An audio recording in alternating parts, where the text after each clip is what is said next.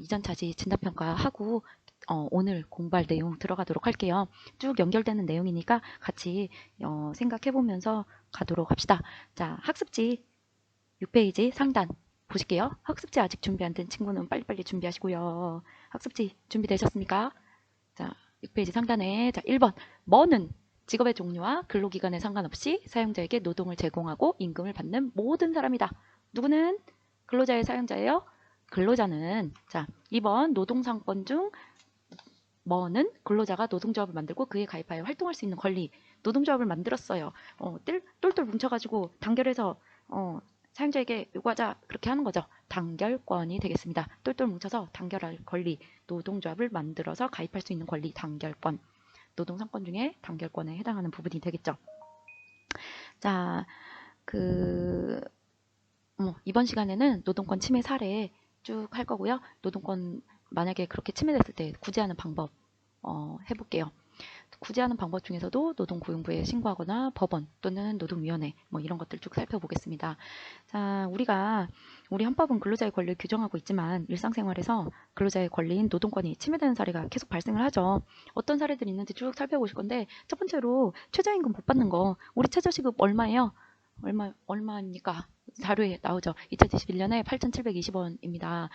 이거 최저시급조차 제대로 주지 않는 거 당연히 노동권 침해 사례가 되겠죠. 그리고 또 각 노동권 침해 사례들 쭉 살펴보실 건데 임금을 제때 주지 않거나 최저임금 미만으로 주거나 이런 것들 뭐라 그래요?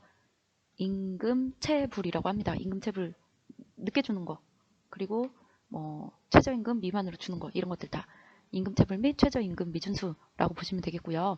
그리고 여러분들 명심해야 될 부분들이에요. 일을 시작하기 전에 너네가 나중에 이제 고등학교나 대학교 가셨을 때 아르바이트 하실 때도 꼭 작성해야 되는 부분입니다. 근로계약서죠. 근로계약서를 미작성하는 거 이것도 노동권 침해 사례에 해당합니다. 근로계약서 반드시 작성하셔야 되죠. 근로계약서랑 관련해서는 선생님이 어떻게 작성하는지 또 보여주고 싶어가지고 잠깐 준비했어요. 이렇게 생겼습니다. 특히 연소근로자 18세 미만은 표준 근로계약서 이렇게 해가지고 쭉 적혀있죠. 이런 내용들 해가지고 사업주 서명 딱 하고 그리고 연소근로자이기 때문에 다 반드시 친권자 후견인 동의서 받아야 되겠죠. 부모님 동의하에 근로계약서를 작성하셔야 됩니다. 그리고 하루 종일 근로할 거 아니잖아요. 단시간 짧은 시간 근로계약을 하게 되는 경우 나는 언제 무슨 요일에 몇 시 근로하겠다라는 시간을 정확히 적어서 피해보지 않도록 시간 예시도 쫙 나와 있어요. 그렇게 표준 근로계약서를 반드시 작성을 하도록 하시면 좋겠죠. 그리고 다시 자료로 돌아와서 노동권 침해 사례들 다시 쭉 살펴보시면 아까 근로계약서 작성까지 했고 근로조건 위반도 노동권 침해 사례에 해당해요. 근로조건 위반 우리 이거 했었습니다. 지난 시간에 1일 몇 시간? 8시간. 일주? 8시간. 일주일이면 5일 몇 시간이에요? 40시간을 초과하여 일을 시키는 거. 물론 초과해서 일이 생길 수도 있어요. 그러면 뭘 줘야죠? 초과근무 수당 줘야죠. 초과근무 수당도 안 주고 막 야근 막 엄청 시키고 이런 것들 다 근로조건 위반에 해당한다고 보시면 되겠고 일하는 도중에 휴식시간 주지 않는 거. 8시간 일하면은 그 사이에 1시간은 휴식시간 줘야 되죠. 휴식시간은 업무시간에는 포함되지 않습니다. 그럼 휴식시간 1시간 주고 8시간 일해서 9시간 이런 거는 근로조건 위반 아니에요? 자료 하나 보실게요. 많은 청소년들이 아르바이트를 할 때 임금체불이나 갑질 등의 피해를 당해도 잘 몰라서 대처를 못하는 경우가 많습니다. 충남교육청이 노동 현장에서 벌어지는 여러 사례와 대처 방안을 웹드라마로 만들어 공유하고 교육 자료로도 활용하는 눈높이 노동교육에 나섰습니다. 조영찬 기자입니다. 웹드라마 근로계약서의 한 장면입니다. 아르바이트를 하면서 근로계약서를 안 쓰면 어떤 낭패를 당할 수 있는지 그리고 계약서에 꼭 기입해야 할 것은 무엇인지 드라마를 보면서 자연스럽게 알 수 있습니다. 사장님, 교육청 노무사에게 상담해보니 저는 괜찮은데 계약서를 안 쓰면 사장님께서 벌금 내셔야 한다고 하더라고요. 충남 지역 학생과 교사들이 직접 배우러 출연했는데 일선 학교에서 교육 자료로도 활용되고 있습니다. 영업을 준비한다든가 이 시간도 근로 시간에 들어갈까요? 안 들어갈까요? 예, 다 들어갑니다. 그 시간도. 아르바이트 등 노동 현장에서 발생할 수 있는 갑질이나 성희롱, 또 일을 하면서 경험했던 각종 비해 이른바 우픈 사연까지 담아냈습니다. 학생들은 드라마를 보며 다양한 노동권 침해 사례를 배우고 대처 방안까지 배울 수 있습니다. 이제 제대로 임금을 지불해주지 않거나 아니면 이제 정해진 날짜를 지키지 않고 이제 날짜를 넘겨서 지급하는 경우가 있었는데 이제 이 영상을 보면서 그럴 때는 어떻게 대처해야 하고 충남교육청 조사 결과 지역 고등학생의 19%가 아르바이트를 경험했으며 이 가운데 절반 이상이 인권 침해를 당해도 제대로 된 대처 방법을 모른다고 답했습니다. 학생들이 실제로 노동 현장에서 인권 침해를 받았을 때는 자기 권리를 당당하게 주장할 수 있는 민주시민으로 성장하길 기대하는 겁니다. 네, 선생님도 우리 부담중학교 학생들이 당당하게 자기 권리를 주장하는 민주시민으로 성장하기를 기대합니다. 자, 노동권 침해 사례들 쭉 살펴보고 있습니다. 사례에 나왔듯이 자료 봤듯이 그런 것들 쭉 정리를 학습지에 따라 하시면서 같이 가실게요. 근로계약서 미작성, 근로조건 위반들 쭉 살펴보셨고 학습지 보시고 계속 정리하면서 같이 가실게요. 그거 외에도 노동권 침해 사례가 뭐가 있냐면 사용자가 결혼, 출산 등을 이유로 퇴직을 강요하거나 정당한 이유 없이 근로자 해고하는 거, 이거 부당하게 해고하는 거죠. 네 글자로 뭐라고 하겠어요? 부당 해고가 되겠습니다. 며칠 전에 알려줘야 돼요. 최소한 30일 전에는 알려줘야 되고 정당한 이유가 있어야 되죠. 그리고 여기까지는 헷갈리는 거 거의 없어요. 5번이 약간 헷갈립니다. 용어가 조금 어려워가지고 헷갈리는데 사용자가 근로자의 노동조합 결성을 가입을 방해한다거나 또는 정당한 이유 없이 단체 교섭 거부한다거나 그 노동 상권에 해당하는 것을 위반했을 때 우리가 이거를 뭐라고 부르냐면 부당 노동 행위라고 불러요. 말만 그냥 봤을 때는 자칫 그냥 말만 봤을 때는 부당한 노동을 시키는 행위인가? 라고 착각을 할 수 있는데 그게 아니고 부당 노동 행위는 노동조합 결성 노동조합에 가입한다거나 결성하는 걸 방해하고 단체 교섭 거부하고 노동 상권에 위배되는 그런 행동을 했을 때 부당 노동 행위라고 보시면 되겠습니다. 주의하시면 되겠고요. 쭉 이어서 침해당한 노동권 구제받는 방법까지 쭉 하실게요. 그러면 어떻게 구제받을 것인가? 임금체불 같은 거 월급 안 주고 미루고 막 그런 건 어디에다가 신고하면 될까요? 들어본 친구 있을 거예요. 어디에다가 노동고용부에 신고를 하거나 법원에 도움을 요청해서 밀린 임금 받을 수 있습니다. 노동고용부에 신고 알아두시고 자 그리고 임금체불 말고 만약에 부당하게 해고당했거나 또는 부당 노동행위에 따른 노동상권이 침해당했을 때 어디에다가 우리 교과서에도 나옵니다. 노동위원회에 구제를 요청을 할 수 있습니다. 노동위원회에 구제를 요청해서 거기에서 이제 노동위원회에서 결정이 나오게 되죠. 거기에 만약에 불복한다. 노동위원회에서 결정이 침해됐다 또는 침해되지 않았다. 복직해줘라. 아니면은 또 복직하면 안 된다. 여러 가지 결정이 나오겠죠. 여기에 불복할 경우 최종적으로는 법원에다가 소를 제기를 할 수 있습니다. 우리 사회 용어로 소송을 제기해서 재판받는 거를 소 제기한다라고 이야기했었죠. 노동위원회 구제 절차가 우리 교과서 22페이지에도 나와 있고 학습지 아래쪽에 자료학습에도 나와 있거든요. 학습지 보시고 하실게요. 자료학습에 보시면 쭉 나와 있는데 일단 피해 당사자가 3개월 이내에 구제 신청해야 되고 그리고 일단 해당 지방노동위원회에다가 구제 신청을 해서 그 결과에 불복할 때 결과가 마음에 들지 않을 때 다시 한번 심사해 주세요 라고 재심 신청을 할 수 있습니다. 그러면 중앙노동위원회로 가요. 중앙노동위원회에서 결과가 나오겠죠. 그 결과에도 나는 받아들이지 못하겠다. 그러면은 최종 법원으로 갑니다. 법원에다가 행정법원에 행정소송을 제기하겠죠. 그래서 법원의 판결이 나오면 그게 최종이 되겠습니다. 우리 학습지 가로에는 뭐 넣으면 될까요? 지방노동위원회, 중앙노동위원회 거쳐서 불복할 경우에는 법원에 소를 제기할 수 있습니다. 관련 자료 선생님이 또 하나 가져왔는데 잠깐 보실게요.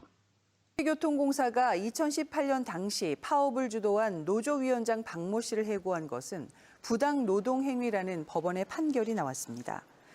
서울행정법원 제14부는 지난 15일 세종도시교통공사가 중앙노동위원회를 상대로 낸 부당해고 구제 재심 판정 취소 소송에서 공사의 청구를 기각했습니다. 이에 대해 정의당 세종시당은 논평을 통해 지방노동위원회, 중앙노동위원회까지 부당 노동행위로 판단했지만 이에 불복해 행정소송을 제기해 소송 비용으로 세금 1억 5천만 원을 낭비했다고 지적했습니다.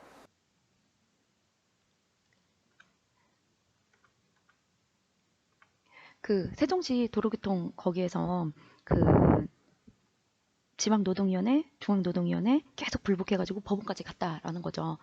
자료 보시면은 아 이런 식으로 이루어지는구나 라는 거를 확인을 해볼 수 있겠습니다. 괜찮죠? 마지막 이제 3번 학습지 개념 정리 큰 두꺼운 글씨 3번 가시면 되겠습니다. 노동권 침해와 관련된 사용자들의 사용자 근로자의 자세 그 부분 가실 건데 우리가 선생님이 계속 사용자 근로자는 너무너무 사이가 나쁘고 맨날 둘이 싸우고 서로 요구하고 요구 안 받아주고 막 법원까지 가서 싸우고 막 그래서 둘이 엄청나게 사이가 나쁜 것처럼 이야기를 했지만 사실 사용자와 노동자는 서로 싸워야만 하는 존재는 아니에요. 둘이서 협력해가지고 같이 나아갈 때 회사가 더욱더 발전할 수 있겠죠. 그래서 내용을 쭉 보시면은 사용자는 근로자의 노동권을 침해하지 않도록 서로 노력하고 노동조합과 사용자가 서로 존중하면서 원만한 무슨 관계를 형성하는 게 가장 좋을까요? 무슨 관계? 노동자와 사용자의 관계니까 네 글자로 옳지. 원만한 노사 관계를 형성해야 하는 게 좋겠죠. 만약에 노동권이 침해된 경우에 사용자와 무조건 야 법대로 해 막 그러고 무조건 싸우자 해서 막 다 막 파업하고 쟁의하고 법원 가서 소송하고 막 그렇게 무조건 싸우는 게 아니라 어떻게 하는 게 좋아요? 될 수 있으면 사용자와 근로자가 이를테면 이제 근로자의 대표인 노동조합이 대화와 협상을 통해서 원만하게 해결하는 게 좋겠죠. 선생님 그렇게 된 경우도 있나요? 당연히 그렇게 된 경우가 있죠.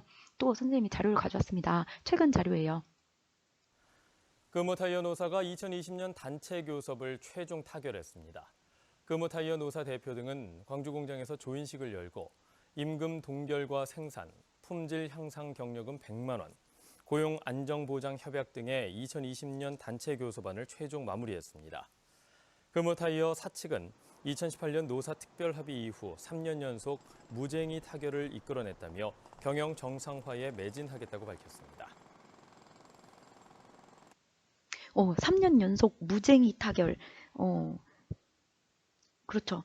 사측과 그 노동조합이 서로 사이좋게 단체 교섭이 원만하게 잘 이루어지면은 굳이 싸울 필요도 없는 거죠. 회사가 더욱더 발전하겠죠. 자, 우리 학습지 그 자료학습 2번 그 부분 보실게요. 노동조합과 사용자 간의 단체 교섭 사례이다. 빈칸에 알맞은 말을 써보자라고 했는데 단체 교섭이 잘 이루어졌다라는 내용이에요. 대부분의 자동차 회사들이 2016년에 실제 있었던 내용이고요. 여기 가로에는 뭐가 들어가면 될까요? 자동차 회사는 노동조합과 사용자가 대화와 협상을 통해서 입장을 조율함으로써 뭐에서 원만한 합의를 이루어냈다? 아까 계속 자료에서도 선생님 보여줬잖아요. 어디에서? 단체 교섭에서 원만한 합의를 이루어냈다. 이처럼 이해관계가 얽혀있는 노동자와 사용자는 서로 맨날 싸우는 게 아니라 단체 교섭을 통해서 토론과 설득, 양보를 통해 서로의 입장을 조율해 나가려는 노력이 필요하다라는 내용이 되겠습니다. 자, 그러면 우리 교과서 23페이지로 넘어가서 활동 해봅시다. 노동권이 침해된 사례 찾아보기 쭉 보시면은 나오죠. 1. 김땡땡 씨는 매일 근로시간 동안 일했다. 그런데 월급날이 되자 사장님은 돈이 없다면서 월급 절반만 줬다. 이거 뭐예요? 노동권 침해된 거죠. 3번부터 볼게요. 2번 잠깐 3번. 최땡땡 씨는 동료와 노동조합을 만들기로 했다. 그러자 회사에선 최땡땡 씨 노동조합 만들지 못하겠어요? 이거 뭐예요? 이거 노동조합 못 만들게 하는 거 이거 뭐였죠? 무슨 노동행위? 그렇죠. 부당 노동행위잖아요. 2번 박땡땡 씨가 회사에 결혼한다고 말하자 회사에서 결혼한 여성은 회사를 그만둬야 한다면서 박땡땡 씨 사표를 내라고 했어요. 이거 뭐죠? 부당하게 뭐 한 거예요? 부당 해고죠. 부당하게 해고한 거죠. 4번 나땡땡 씨는 근로계약에 따라 오전 9시부터 오후 6시까지 일했어요. 9시부터 6시까지면은 9시간인데 8시간이잖아. 1시간 넘었네? 근데 근로시간 중에 나땡땡 씨는 1시간 쉬었어요. 그러면은 근무시간은 8시간인 거죠. 이거는 노동권이 침해된 게 아니구나 라는 걸 우리가 알 수 있습니다. 그러면 쭉 우리가 정리를 하실 수 있겠죠. 쭉 정리가 되시나요?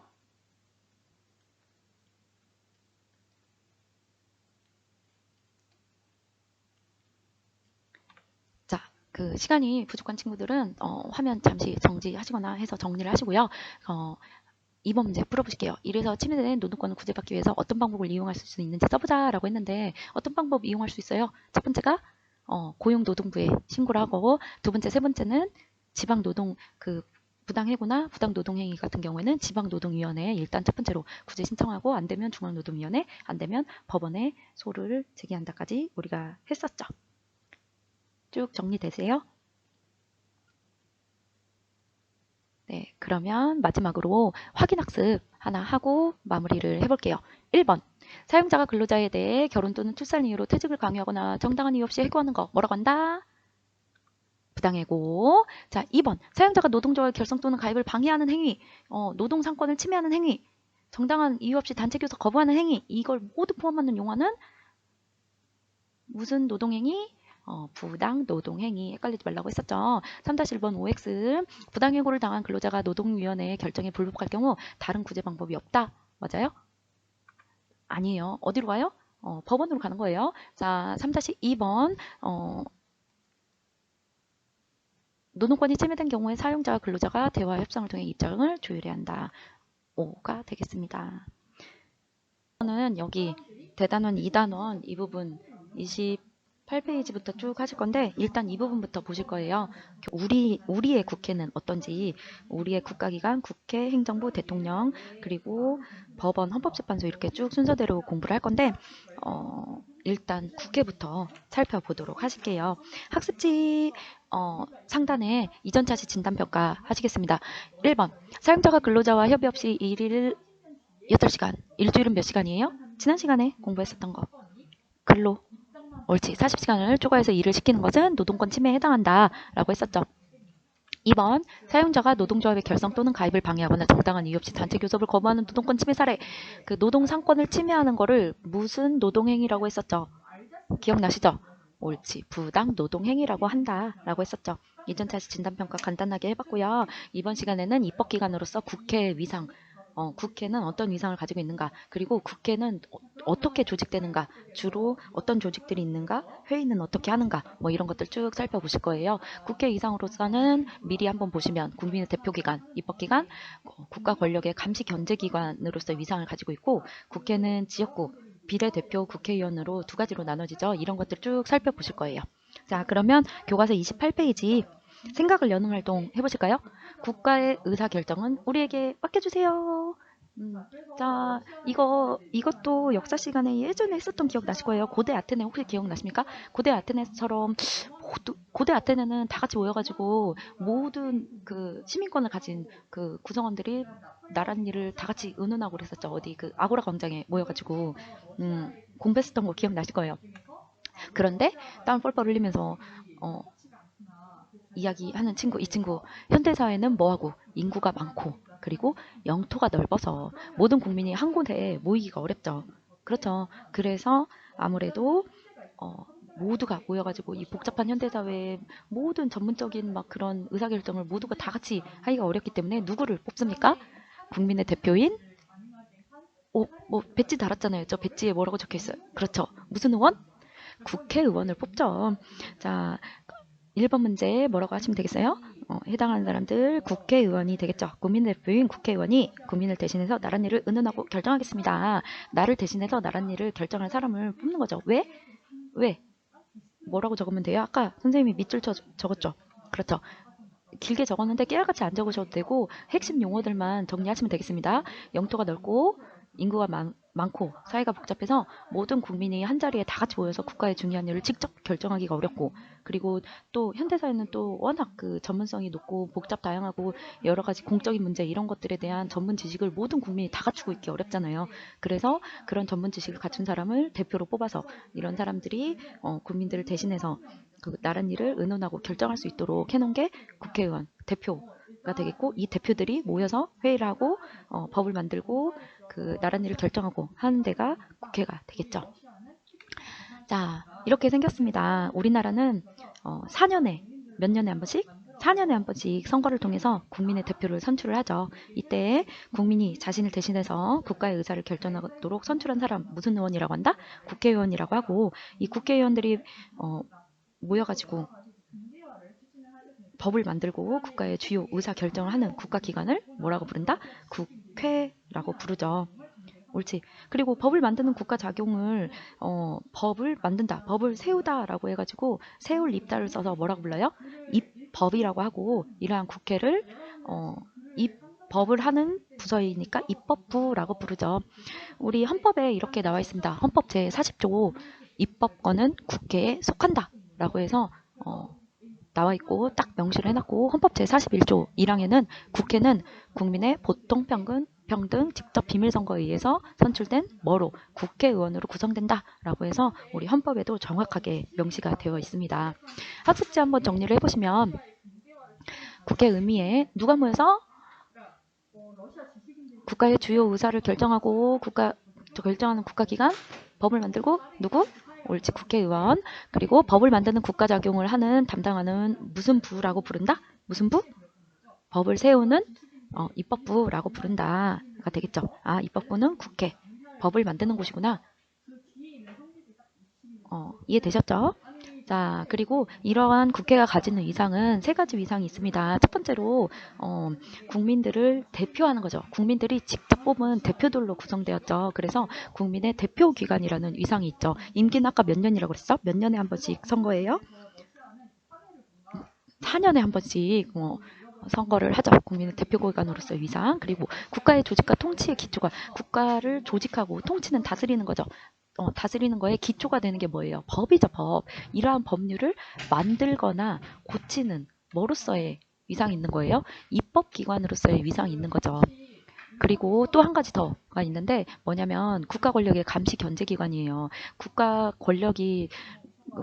막 권력을 마음대로 남용하고 막 횡포를 저지르고 막 휘두르고 그러면 국민의 기본권이 침해되죠. 그래서 국민의 그 기본권을 보장하기 위해서 어디를, 행정부와 법원 등 국가기관을 뭐 하는 거예요?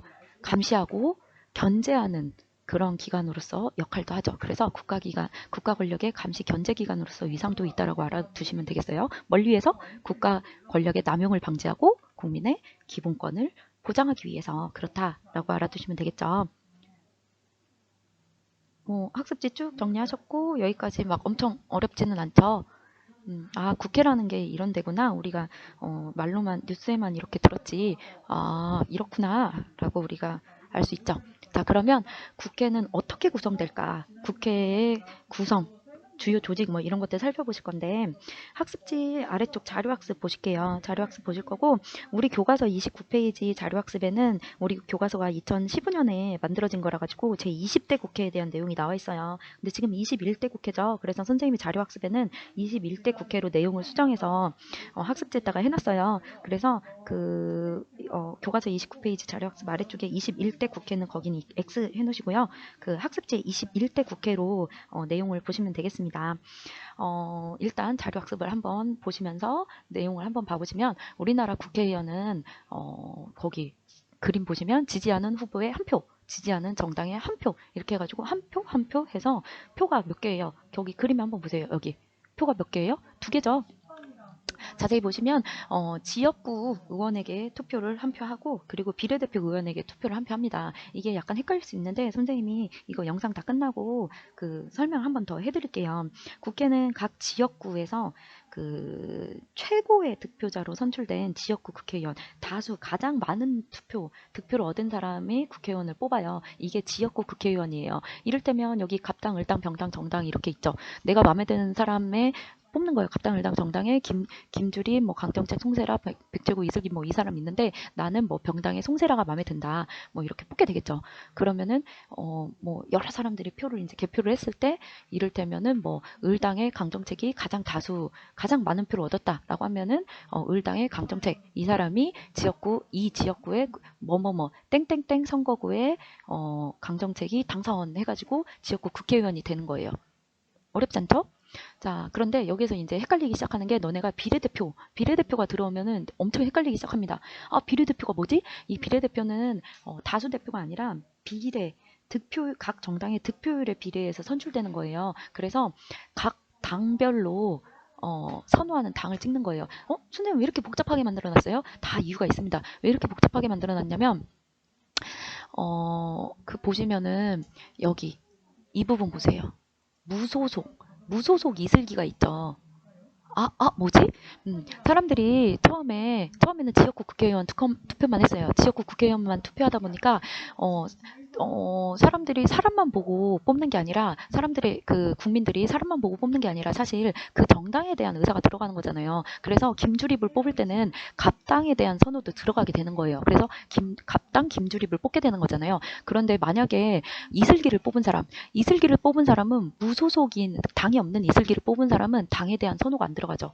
그러면 실질적으로 김주립을 뽑은 사람은 당에 대한 선호와 사람에 대한 선호가 두 번 들어가기 때문에 이 사람은 실질적으로 두 표를 행사한 게 되는 거고, 이슬기를 뽑은 사람은 당에 대한 선호가 들어가지 않았기 때문에 실질적으로 봤을 때 한 표밖에 행사를 못한 거다. 이거는 형평성에 어긋나죠. 그래서 당에 대한 선호를 따로 뽑자라고 해서 비례대표가 나온 거예요. 어떤 당을 선호하는가, 어떤 당을 선호하는가를 따로 물어보자라고 하게 된 거죠. 그래야 형평성이 맞다. 왜냐하면 무소속을 뽑는 사람은 무소속을 뽑더라도 당에 대한 선호를 따로 표시를 하고 싶으니까, 그래야 정당하니까, 형평성이 맞으니까, 그래서 비례대표라는 게 나오게 된 거죠. 그래서 이 비례대표는 지역구가 없습니다. 전체에서 갑을 병정 당 중에 내가 좋아하는 당이 있으면 이렇게 투표를 하고, 나중에 개표를 했을 때 을당이 가장 많은 득표를 얻었다라고 하면은 을당의 후보 1, 2, 3, 4 득표 수대로 후보들이 국회에 진출을 하게 되는 거예요. 비례대표 의원이 되겠죠. 지역구 국회의원과 비례대표 국회의원으로 나눠진다라고 하겠습니다. 정리를 해보시면 우리나라는 국회의원 선거에서 유권자의 의사가 좀 더 정확히 반영되도록 하기 위해서 지지하는 사람, 지역구 국회의원이죠. 그리고 정당, 비례대표 국회의원이 되겠죠. 정당에 각각 투표하도록 하는 1인 몇 표제? 2표제를 실시하고 있습니다. 이러한 방식을 채택하는 이유는 일단 사표, 죽음표죠. 사표가 많이 나오고 소수의 의견이 무시되기 쉬운 다수대표제의 한계. 이거는 이제 너네가 고등학교 가가지고 정치를 선택하게 되시면 조금 더 깊이 있게 공부를 하실 거예요. 다수대표제와 소수대표제의 장단점을 비교해서 공부하실 거고, 수능에 그런 식으로 문제가 많이 나오거든요. 이제 중학교 수준에서는 이렇구나라고 이 정도까지 알아두시면 됩니다. 너네가 중학교 때 이 부분을 공부를 기초를 탄탄히 해서 고등학교 가서서 정치 선택하시면은 중학교 때 배웠던 거지라고 해서 도움이 많이 되시겠죠. 그 다수 대표제의 한계를 이제 보완하고, 그리고 후보와 정당에 대한 국민의 의사를 정확하게 그 선호를 정확하게 반영하기 위해서 이렇게 투표를 하게 된 거죠. 자, 이때 각 지역구에서 최고 득표자로 선출되는 국회의원은 지역구 국회의원, 각 정당의 득표율에 비례해서 선출되는 국회의원은 뭐라고? 비례대표 국회의원이라고 한다. 이 부분 끝까지 이해 안 되시는 친구들, 선생님이 이거 영상 끝나고 다시 한번 설명할 거니까 막 당황하지 마시고 끝까지 수업 다 들으시면 이해되실 수 있습니다. 자, 제21대 국회는 각 지역구에서 선출된 지역구 국회의원 253명, 정당별 득표율에 비례해 선출된 비례대표 국회의원 47명, 총 300명의 국회의원으로 구성되어 있습니다. 자료 보시면은 현재 그 21대 국회의원은 그 선거일이 2020년이었어요. 2020년 4월 15일에 했었고, 그 전체가 보시면 전체가 300명인데 지역구 의원이 253, 그리고 비례대표가 47이죠. 보이시죠? 그렇게 해서 300명으로 국회가 구성이 되어 있습니다. 그리고 비례대표 의석수는 아까 47석이었죠. 그 47석을 이렇게 각 당별로 가져갔었죠. 자, 그러면은 학습지에다가 정리를 한번 해봅시다. 학습지 개념 정리 부분으로 올라가셔서 굵은 2번 국회 구성과 주요 조직. 지역구 국회의원은 각 지역구에서 표를 가장 많이 얻은 사람, 뭐라고 그래요? 최고 득표자, 표를 가장 많이 얻은 사람, 최고 득표자가 선출되게 되는 거죠. 그래서 이거를 가장 많은 다수의 표를 얻은 사람이 대표가 된다라고 해서 다수 대표제라고 부르기도 합니다. 그리고 비례대표 국회의원은 각 정당의 뭐에 비례해서 득표율, 각 정당이 얼마나 표를 얻었는가, 이 득표율에 비례해서 선출됩니다. 그래서 이거를 비례대표제라고 부릅니다. 자, 그리고 이렇게 선출된 국회의원들 안에서 국회의장단이 구성이 되는데, 그 국회의원들 전부 이제 300명 중에서 모아놓고 그 중에서 대표 누구를 뽑아요? 국회의장을 뽑는 거죠. 대표 국회의장 1명 뽑고, 그리고 부의장 2명을 선출하게 됩니다. 그렇게 해서 국회의장 1명, 부의장 2명 해가지고 국회의장단이 구성이 되게 되겠죠. 그리고 이어서 쭉 이어서 국회의 주요 조직들 쭉 살펴볼게요. 국회의 주요 조직은 어떤 조직들이 있냐면 법을 만들기 위해서 국회가 만들어졌잖아요. 그래서 법을 만들기 효율적으로 법을 입법하고 만들기 위해서 그 상임위원회라는 걸 두었습니다. 왜냐하면 상임위원회라는 게 없으면은 그 사실 국회의원들도 완전 다 전문가는 아니잖아요. 그 전에 각각 의사였던 사람도 있고 법 쪽에 일했던 사람도 있고 각각의 자기 분야별에 일했던 사람들이 국회의원이 선출이 돼서 오는 거잖아요. 그래서 자기가 잘 알고 있는 전문 분야가 따로 있을 거란 말이에요. 그래서 나는 외교, 나는 통일 또는 국방, 보건, 복지 각각의 법률 해서 자기 전문 분야별로 상임위원회가 따로따로 조직이 됩니다. 국회의원들로 구성이 되는 거예요. 그래서 상임위원회가 조직이 되면 본회의를 하기 전에 그 법을 만드는 본회의에 앞서서 해당 분야에 속하는 법률안, 예산안, 특히 예산심의 중요하죠. 예산안 그리고 각종 청원 이런 것들을 상임위원회에서 먼저 심사를 하게 되죠. 왜? 효율적으로 빨리빨리 하기 위해서. 왜냐하면 본회의에서 그 모든 걸 다 다룰 수는 없으니까 상임위원회에서 잘라낼 거 잘라내고 빨리빨리 처리할 거 정리하고 그렇게 하자는 거죠. 그리고 각 상임위원회에서 심의를 통해서 걸러진 거를 본회의에서 최종적으로 결정을 하게 되는 거예요. 쭉 이해가 되시죠? 자, 그리고 국회에서 회의는 2가지가 있는데 정기회와 임시회가 있어요. 정기회는 매년 1회 개최되고요. 선생님이 거기 작은 글씨로 학습지에 정리해놨죠. 9월 1일부터 개최되고 회기는 100일을 초과할 수 없다. 매년 한 번 딱 개최되는 게 정기회. 그리고 임시회 같은 경우에는 죄송합니다. 선생님 일하라고 꺼놓고 했어야 되는데 자 임시회 같은 경우에는 필요에 따라서 수시로 개최되는데 아무나 다 개최할 수는 없고요. 국회 제적은 4분의 1의 요구가 있을 때 그리고 회기는 30일을 초과할 수 없습니다. 회의는 당연히 공개돼야죠. 국회 회의는 공개를 원칙으로 하고 있습니다. 자 그러면 확인학습을 해볼까요? 1. 국회는 법을 만드는 국가작용, 즉 법을 세울 입자를 써서 뭐라고 했죠? 이 법을 담당함으로 입법부라고 한다. 그리고 2번 국회 위상과 그 내용을 옳게 연결해보자 라고 했습니다. 한번 연결해볼까요? 1번 입법기관 어디로 와요? 옳지. 법을 만들거나 고침. 그리고 국민의 대표기관 국민의 대표, 국민이 직접 뽑은 대표들로 구성된다. 그리고 국가 권력의 감시 견제기관, 그 행정부, 우리가 지금 입법부를 했죠. 조금 있다가 행정부, 그리고 법원, 사법부, 행정부, 사법부 할 거예요. 입법부, 행정부, 사법부 국가기관이 그렇게 구성이 됩니다. 그래서 입법부는 행정부와 사법부를 견제하고 감시하는 그런 역할을 하죠. 국가 권력이 남용돼서 국민의 기본권이 침해되는 것을 방지하기 위해 그렇습니다. 자, 3번 국회의원은 각 지역구에서 최고 득표자로 선출돼요. 어떤 국회의원이? 지역구 국회의원이. 그리고 나머지 득표율에 비례해 각 정당의 득표율에 비례해서 선출되는 건 비례대표 국회의원이 되겠습니다.